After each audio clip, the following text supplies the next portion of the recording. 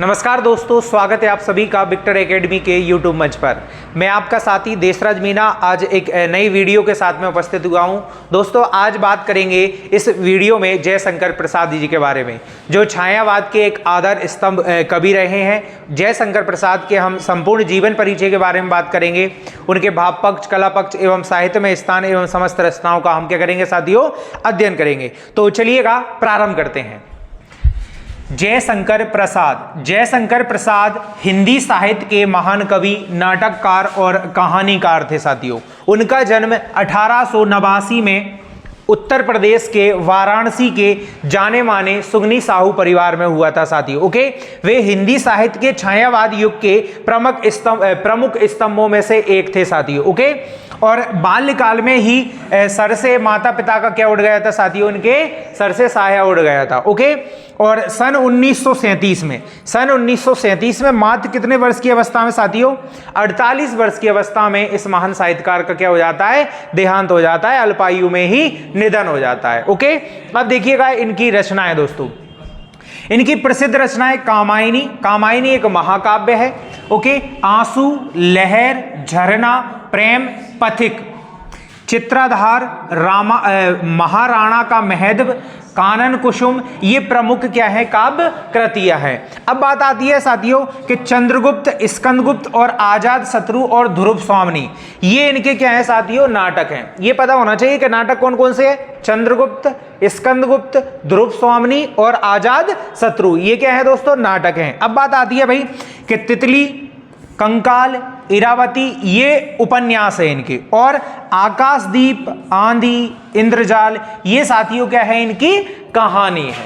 उम्मीद करता हूं ये सारी की सारी रचनाएं आपको पता होना चाहिए और याद भी रहना चाहिए दोस्तों। ओके, कामायनी महाकाव्य। अब बढ़ते हैं भाई नेक्स्ट आगे दोस्तों, देखिएगा भाव पक्ष। कौन सा पक्ष साथियों, भाव पक्ष। जयशंकर प्रसाद की रचनाओं में प्रमुख भाव पक्ष की विशेषताएं क्या है, निम्नलिखित हैं। जैसे भाई प्रेम और विरह, क्या भाई, प्रेम और विरह, प्रेम की मधुरता और विरह की पीड़ा को इन्होंने अपनी कृतियों में, रचनाओं में देखने को मिलता है। ओके, और प्रकृति, प्राकृतिक सौंदर्य का चित्रण और मानवीय भावनाओं का भी इन्होंने रचनाओं में समावेश मिलता है साथियों। ओके, अब दर्शन और आत्मा, जीवन, मृत्यु और अस्तित्व के गूढ़ प्रश्न भी मिलते हैं, जैसे कामायनी आदि में। मानवता और नैतिकता पर भी इन्होंने क्या दिया है दोस्तों, जोर दिया है। आध्यात्मिकता, विचार और भारतीय संस्कृति का भी प्रभाव इनकी रचनाओं में हमें देखने को मिलता है। ये इस संबंधित इनकी भाव पक्ष इनके देखने को मिलते हैं। अब आता है भाई नेक्स्ट कला पक्ष। कौन सा पक्ष साथियों, कला पक्ष। तो प्रसाद जी की भाषा परिमार्जित, ओके, और व्याकरण सम्मत और संस्कृत निष्ठ क्या है साथियों, खड़ी बोली है। ओके, और भाषा माधुर्य, ओज और प्रसाद, तीनों गुणों से कूट कर भरी हुई है। भाषा भावानुकूल है साथियों और सरस है। शब्द चयन अनुत्य है और लाक्षणता उनकी कविता का क्या है साथियों, श्रृंगार है। कला पक्ष की विशेषताएं क्या है देखिएगा। एक तो सुबोध भाषा है। सुबोध मतलब सही से समझ आने वाली भाषा, सहज, एकदम सुबोध भाषा, सरल और सहज भावनाओं से भरी है। ओके, प्राकृतिक सौंदर्य इनकी कला पक्ष झलकता है साथियों। तो प्रकृति और मानवीय संवेदनाओं का मेल है।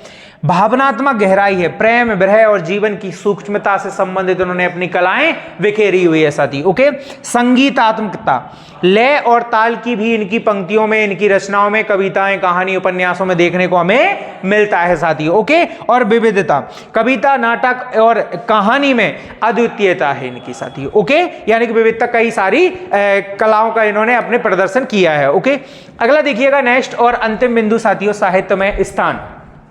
जयशंकर प्रसाद हिंदी साहित्य के बड़े कवियों में से एक थे।